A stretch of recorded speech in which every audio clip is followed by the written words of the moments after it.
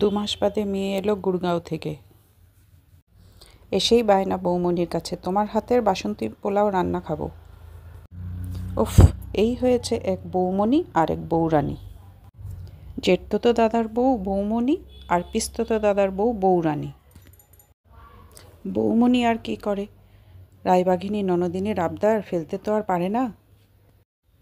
তাই বৌমনি নেমে পড়ল কোমর বেঁধে বাসন্তী পোলাও রাঁধতে।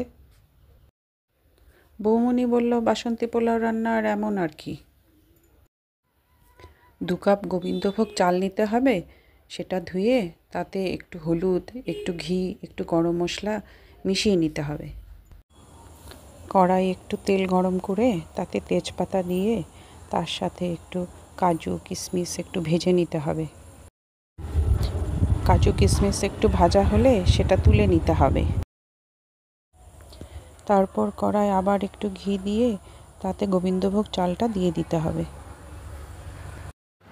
তারপর চালটা হালকা ভাজা হলে তাতে 4 কাপ জল দিতে হবে।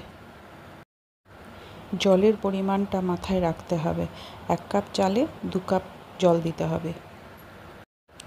এখানে 2 কাপ চালে 4 কাপ জল দেওয়া হয়েছে।